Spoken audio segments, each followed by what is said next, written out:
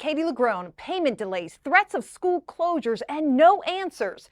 These were just some of the problems that plagued this year's rollout of Florida's newly expanded school voucher program.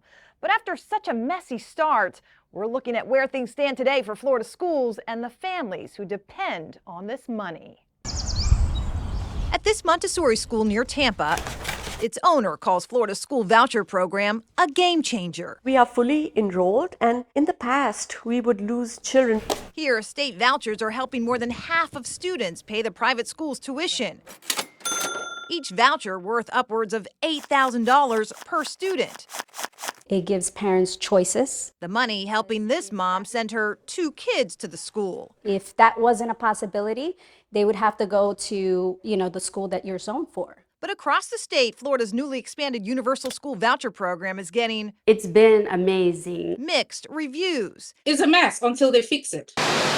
Florida school voucher program, a money mess. Total mess. It's affecting all the kids here in Florida. 8 months ago, we first exposed how the program's expansion, which makes taxpayer money available to students to attend a private school regardless of family income, I've used my personal savings. was marred by payment delays and communication failures. When I called Step Up, they told us, nope. The situation became so critical, We need to know where is the money. some private schools for students with disabilities face shutting down, leaving the families who relied on them facing the unknown. If the school has to close because they don't get their funding, my son has nowhere else to go. Today, some of these school owners tell us not much has changed. It's still a mess. Juliet Sonomi leads a private school in Broward County for students with disabilities. She owes nearly $100,000 in interest after taking out a loan earlier this year because the state's voucher money kept coming late. She tells us some of her school voucher payments are still behind. It has to be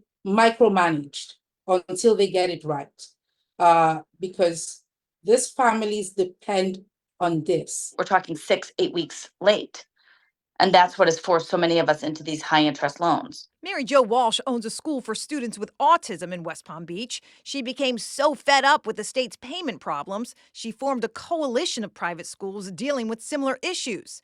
8 months later, she's still hearing from members, still waiting for money. Teachers are walking out. The end of the year is not going to be able to be completed, and school owners are having to make difficult decisions as to whether they're going to close their doors and not reopen again in the fall. In an email, a spokesperson for Step Up for Students, the state's contractor hired to oversee and distribute Florida school voucher money, stated they fulfilled over 99% of tuition payments, worth more than $2.2 billion.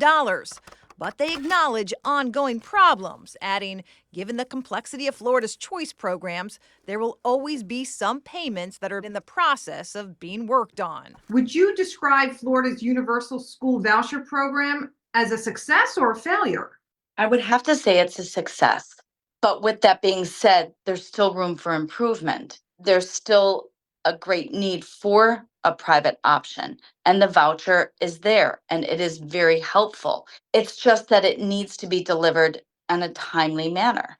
It needs to be efficient in its delivery system, and that's where the problem is. Step Up for Students doubled its call center staff and recently hired a new CEO. But the rough rollout this year even got the attention of Florida lawmakers, who this session passed legislation setting new deadlines on when payments must be made to schools.